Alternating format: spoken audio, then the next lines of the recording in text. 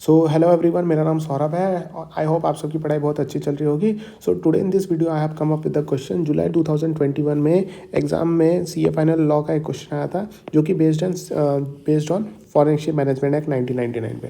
सो residential status यहाँ पे बताना है, वो हम देख लेंगे फटाफट। सो मोली जो है वो रिसाइड करते हैं इंडिया में फॉर 182 डेज। कितने दिन? 182 दिन रहते हैं फॉर द फाइनेंशियल ईयर 2021 में, 2021 मोली। अब शी वेंट टू यूके जाती है 1 अप्रैल 2021 को और रिटर्न होती है इंडिया में 1 जुलाई 2022 on employment contract in India for the year. Now she completed her contract, immediately left India. Contract complete होती है और वहाँ पे इमीडिएटली वो इंडिया छोड़ के चली जाती है।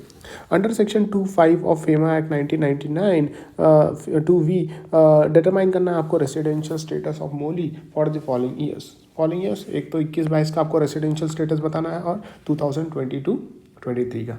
So section 2 sub section 2V यहाँ पे अगर 25 की अगर हम बात करें FEMA 1999 person resident in India मतलब क्या होता है? पर्सन रेसिडेंट इन इंडिया मतलब होता है जो पर्सन मीन्स अ पर्सन जो इंडिया में रिसाइड कर रहा है for more than 182 days. For more than 182 days, यहाँ पे याद रखना, more than 182 days during the course of preceding financial year.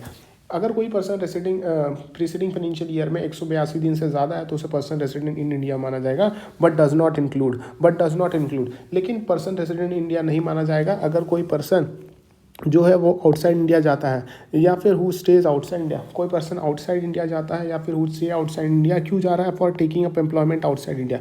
अगर वो एम्प्लॉयमेंट के लिए आउटसाइड इंडिया जा रहा है तो उसे पर्सन रेसिडेंट इन इंडिया नहीं माना जाएगा। अगर वो बिजनेस करने जा रहा है या फिर वोकेशन करने जा रहा है आउटसाइड इंडिया तो उसे पर्सन रेसिडेंट इन इंडिया नहीं माना जाएगा। फॉर एनी अदर पर्पज़ के लिए जा रहा है लेकिन ऐसा सर्कमस्टांस है विच वुड इंडिकेट कि उसका इंटेंशन जो स्टे है आउटसाइड इंडिया वो अनसर्टन पीरियड के लिए है तो भी उसे पर्सन रेसिडेंट इन इंडिया नहीं माना जाएगा। ये 3 कंडीशन अगर सेटिस्फाई हो गया तो उसे पर्सन रेसिडेंट इंडिया नहीं माना जाएगा।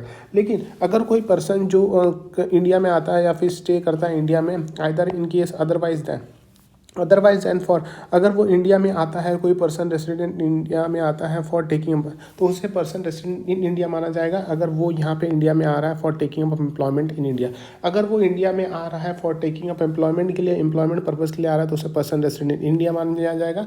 अगर वो इंडिया में आ रहा है for carrying on India business और वेकेशन के लिए आ रहा है तो उसे पर्सन रेसिडेंट इन इंडिया मान लिया जाएगा।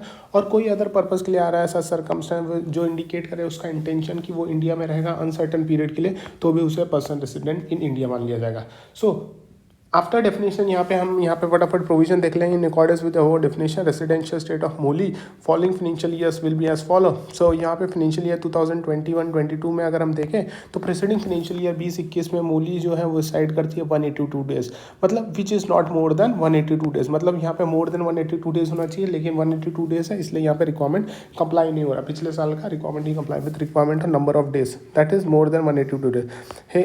इसकी वजह से क्या हो रहा है, हर रेसिडेंशियल स्टेटस क्या होगा as a person resident outside India 21-22 के लिए। अब 22-23 में क्या हो रहा है, in the preceding financial year 2021-22 Molly has not resided in India as she went to UK on 1 April 2021। So outside India जाती है 182 डेज के लिए 182 डेज रहती नहीं है। भले ही वो रिटर्न कर जाती है 1 जुलाई 2021, लेकिन पिछले साल भले ही वो एम्प्लॉयमेंट के लिए आ रही है लेकिन लास्ट ईयर में 182 डेज से कम रही है, इसलिए यहाँ पे वो पर्सन रेसिडेंट इन इंडिया नहीं मानी जाएगी, पर्सन रेसिडेंट आउटसाइड इंडिया मानी जाएगी। सो दोनों केस में यहाँ C will be a person resident outside India. और इसी के साथ ये क्वेश्चन यहीं पे खत्म होता है। Thank you so much.